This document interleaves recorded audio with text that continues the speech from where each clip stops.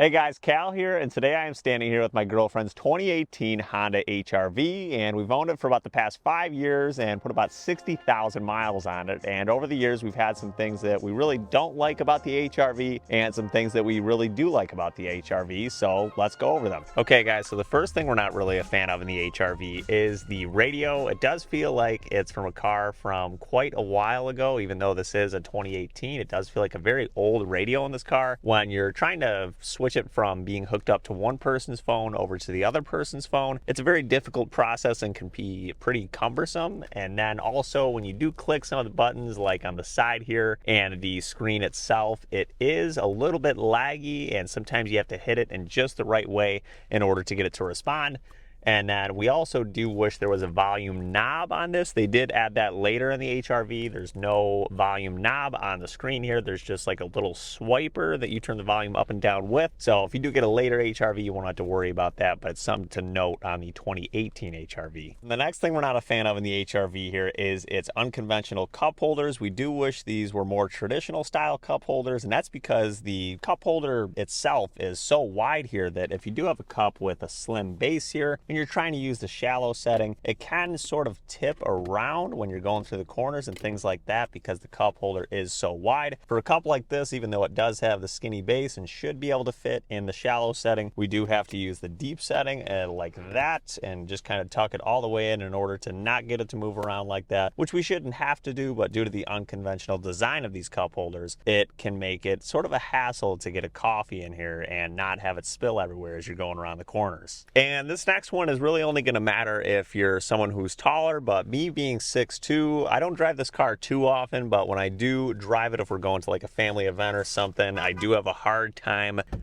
putting the seat back as far as I would like to. So my legs are usually pretty scrunched up in here pretty good. My knees are almost smashing the dashboard, even with the chair all the way back. I will say that the last gen of Chevy Trax has a little bit more space than this does, so the Honda HR-V is a little short on front seat space.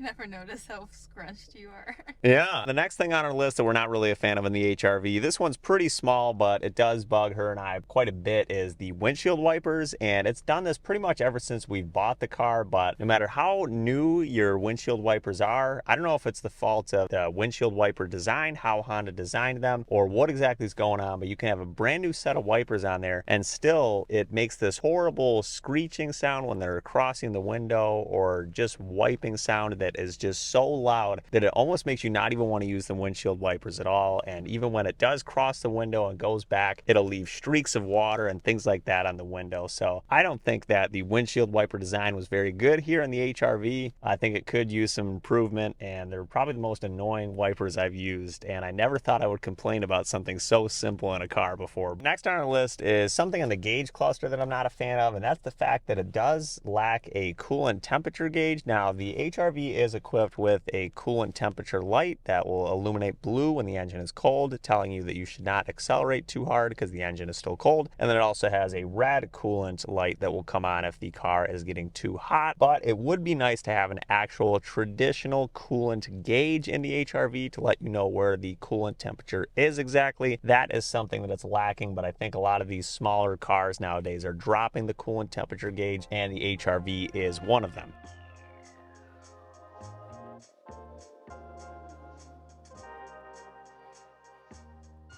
Okay guys, and the next thing we're not a fan of on the Honda HR-V here is when the car seems to be locked and you have your keys in the pocket, it should work to the point where when you walk up to the car and you have the keys in your pocket, that the trunk should unlock when you hit the button for it. But we run into an issue with the car where when we're doing just exactly what I just said, that the trunk does not want to open up when the car is locked, even though you have the keys on you. It's the oddest thing. We're going to see if we can get it to work here.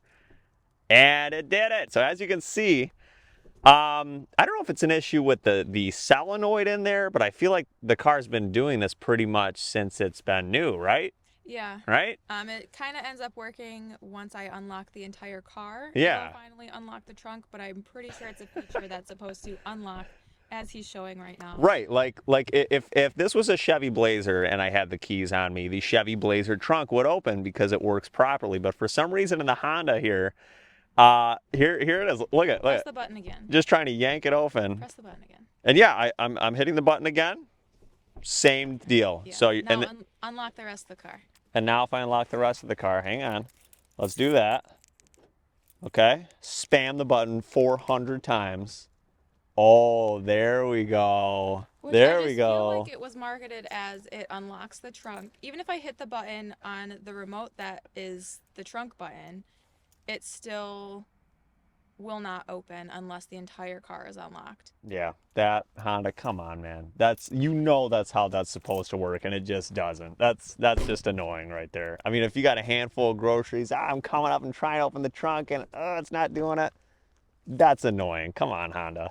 And the next thing we're not a fan of in the HRV, this one is very minute. I'm sure that my girlfriend hasn't really noticed this, but it's something that I notice as a car guy, and that's the headlight housing here starting to delaminate or just lose its finish. It's only a 5-year-old car. It's not like it's a 10-year-old car or a 15-year-old car. And the headlights are already delaminating. You can see that it's already really foggy looking. So we probably just got to do a quick treatment on this, or maybe get a new housing at some point in the future. But I'm sure if we do a quick treatment on this, it'll clear things up. But it's a little annoying for this being only a 5-year-old car with just a little under 60,000 miles to already have a headlight housing fogging up like this. And as for the next thing I'm not really a fan of here in the HRV is the fact that it does have the CVT transmission, and that's because at the lower speeds it's not really as noticeable, like say from, you know, a dead stop up to maybe 40 miles an hour. But when you're out on the expressway, the highway, whatever, and you get up into those higher speeds, 45, 50, 60 miles an hour, and you have to pass somebody in this car, it is very difficult due to that CVT transmission. It doesn't really want to pick up speed as fast as you would like it to. So for that reason, I'm not really a fan of the HRV. I would like to see a traditional 6-speed, 5-speed, whatever transmission in this thing, and this would be a much better car. And what the HRV might lack in the front seat, it does make up for in the trunk space, and it does have an absolutely massive trunk back here. This is bigger than the trunk of the last generation Trax, at least it certainly feels like it. And when you put the rear seats down, this back space here to put stuff into gets absolutely massive. Helped us move a lot of stuff out of our old place when we were moving into our new place due to Honda's magic rear seat.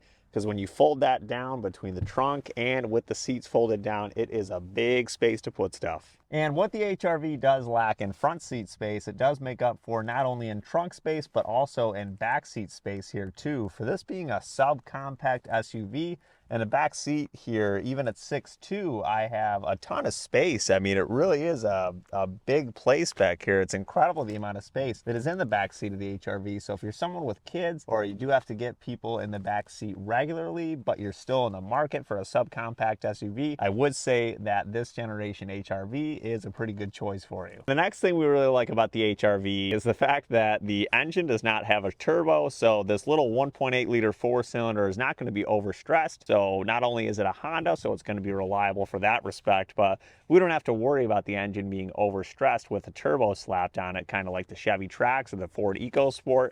With this, we simply just have a naturally aspirated, no turbo engine, so it's just one less thing we have to worry about braking on our Honda HRV. And I know I did mention the CVT as a liability earlier in the review at some of those higher speeds, but there is a positive side to it as well, and that is when you're at some of those lower speeds, like 30 miles an hour, things like that, it really does have a zippy feel in this car. The transmission really helps this car take off pretty quickly at those slower speeds. So for that reason, if you're just driving around town, like I said, 30 miles an hour, it feels very zippy and fun to drive. And for me, I own a Silverado, so every time I get in this car compared to the size of my Silverado, it is just so tiny and zippy and fun to drive. It's like a little golf cart, I almost call it every time I get in here, but it is so fun to drive if you're getting out of something big and you get into this. It's a fun, just flickable car, and I would say that this has a sportier edge to it than some of the Chevy Traxes that I used to drive. Okay guys, I hope you did enjoy our owner review of the Honda HRV. If you did enjoy today's video, like and subscribe to the channel now, and I will see you guys in my next video.